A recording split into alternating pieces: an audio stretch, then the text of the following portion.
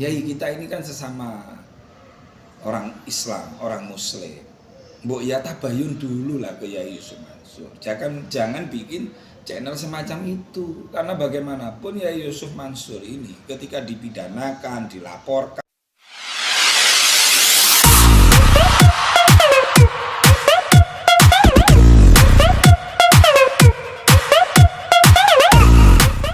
Tiga bawain dulu ya.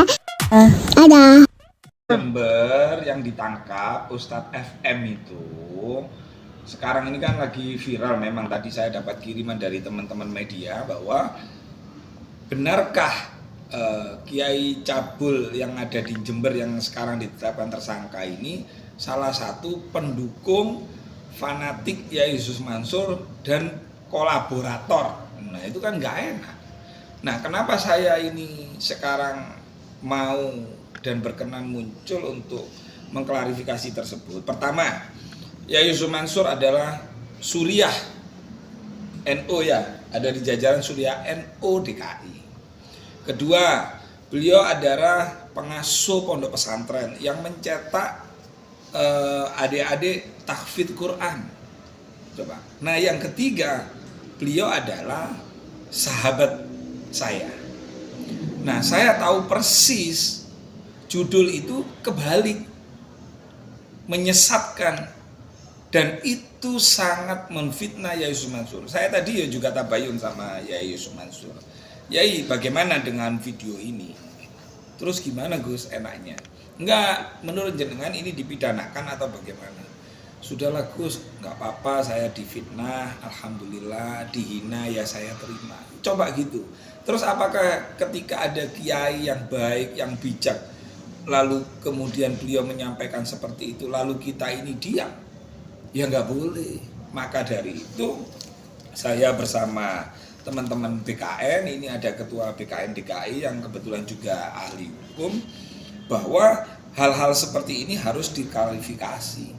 Nah kebetulan saya dulu ketika ada video channel Benteng Akidah atau apa itu, yang di situ Ustadz FM yang sekarang ditetapkan tersangka di Polres Jember itu pernah bikin video yaitu memfitnah Yai Yusuf Mansur. Nah akhirnya waktu itu saya cari nomor teleponnya Kiai FM ini. Alhamdulillah ketemu, saya telepon. Assalamualaikum Yai. Waalaikumsalam. Siapa ini gitu kan? Enggak, saya mau tanya, apa betul antum yang punya channel Benteng apa gitu loh. Terus kemudian apa benar antum ini memfitnah, bikin cerita tentang Ustadz Yusuf Mansur tanpa tabayun terlebih dahulu? Ini siapa ya? Saya sampaikan, saya Muhammad Rofi'i, Ketua Umum BKN. Masya Allah, Gus Rofi ini, ya, gimana, mohon petunjuk, mohon nasihat gitu ke saya. Yai, kita ini kan sesama orang Islam, orang Muslim. Mbok ya tabayun dulu lah ke Yai Yusuf Mansur. Jangan bikin channel semacam itu. Karena bagaimanapun Yai Yusuf Mansur ini ketika dipidanakan, dilaporkan, itu kan semua berjalan ya. Alhamdulillah Ustadz Yusuf Mansur juga menang. Kita tidak masuk ke ranah itu ya. Tapi di sini saya melihat sebagai sesama Muslim, sesama punya pondok, mbok ya tabayun dulu gitu. Iya, saya tidak punya nomor teleponnya beliau. Tak kasihlah nomor teleponnya beliau Ustadz FM itu gitu loh. Untuk supaya tabayun dan klarifikasi biar tahu yang sebenarnya. Jangan kita ini menjadi ahli fitnah, ahli hibah. Jangan. Sesama kiai, sesama apa itu, sesama muslim. Ya lebih pendekatan tabayun. Dan saya bersaksi dan teman-teman, demi Allah, Ustadz Yusuf Mansur ini orangnya menurut saya istimewa, selalu mengalah, difitnah, dilaporkan, dilayani, kan seperti itu gitu. Nah, kapan hari orang yang pernah minta tolong ke saya juga alhamdulillah saya sampaikan ke Ustadz Yusuf Mansur juga diselesaikan pula gitu. Dan yang lain-lain ya monggo, kalau memang ada hal-hal yang tidak bisa diselesaikan misalnya, monggo, saya kan sudah pernah, monggo hubungi saya. Nah, saya ingin mengklirkan masalah ini yang judulnya bahwa Kiai FM ini kolaborator Yusuf Mansur itu hoak dan sangat-sangat menyesatkan. Kurang ajar itu. Coba kalau dia berani muncul aja, tunjukkan identitas channel apa namanya? Tanda Kejadian. Ayo coba saya umumkan sekarang. Kalau Anda yang punya channel Tanda Kejadian, coba muncul ke permukaan. Kalau saya nggak bisa jeblosin kalian yang sering memfitnah dan mengadu domba para kiai dan para alim ulama ini, saya berhenti jadi ketua umum BKN gitu. Jadi jangan begitulah, jangan mencari-cari berita, mencari judul-judul yang sekiranya orang itu nonton, lalu orang itu subscribe. Anda tahu, ketika Anda bikin channel YouTube dari hasil fitnah, dari hasil hibah, dari hasil adu domba, maka yang Anda makan adalah haram.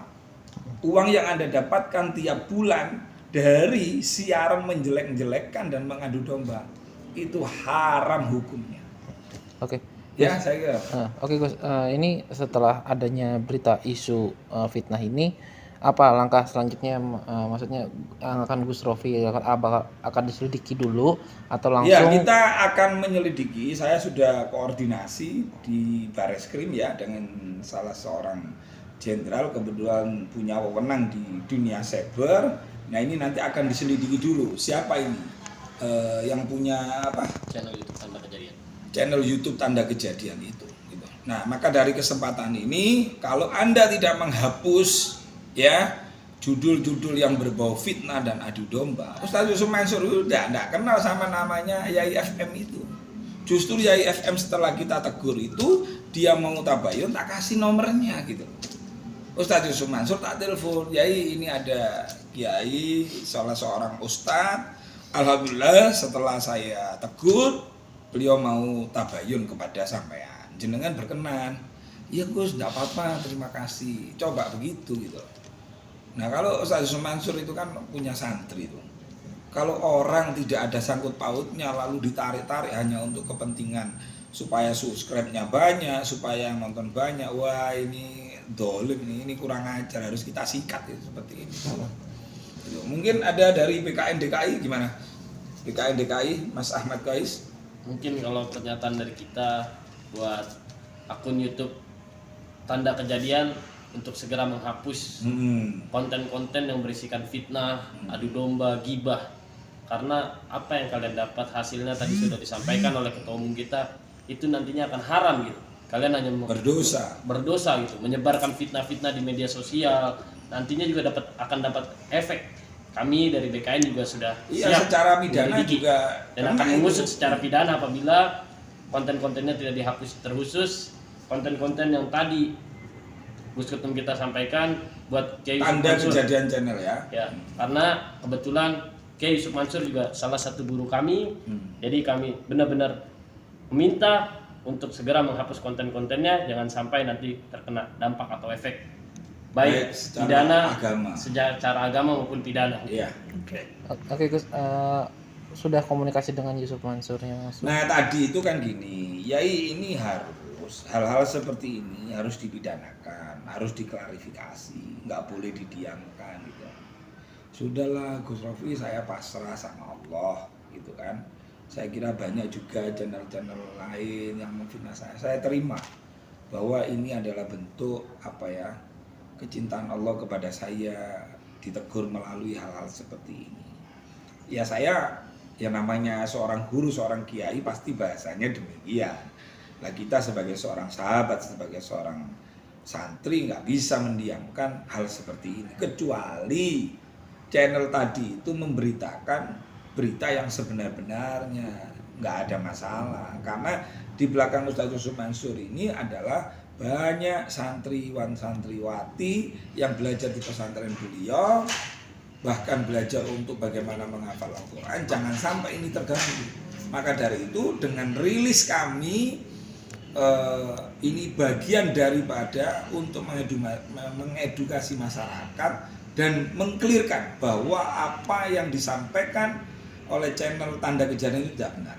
Jujur ya, tak tunjukkan. Saya juga WA Bapak Kapolri.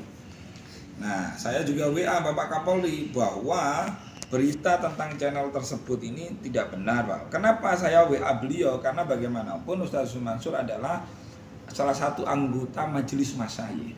Jangan sampai polisi-polisi ini diberitahu dari berita lalu kemudian kalau tidak ada klarifikasi dari kita atau dari Ustadz Yusuf Mansur ini menggelinding dan menjadi tidak baik. Nah ini WA Pak Kapolri itu. Oh Bapak Kapolri, saya WA juga. Nah tujuannya untuk minimal Bapak Kapolri tahu bahwa channel-channel YouTube yang sering mengadu domba, yang sering mengacak-ngacak keutuhan bangsa ini sekarang ini merajalela. Nah ini tugas Pak Ditsiber yang baru yaitu Brigjen Ade Vivit ya, Pak Ade Vivit, untuk ini diserusi. Tidak hanya persoalan Yai Yusuf Mansur, tentu persoalan Yai Yusuf Mansur adalah delik aduan, kan itu kan, karena yang diserang adalah Yai Yusuf Mansur. Nah dari malam hari ini adalah saya gunakan kesempatan untuk mengedukasi dan mengkelirkan bahwa berita-berita itu tidak benar sama sekali. Justru kebalikannya, Ustadz yang ditangkap itu dulu yang nyerang Kiai Yusuf Mansur itu. Ya, saya kira itu ya. Oke.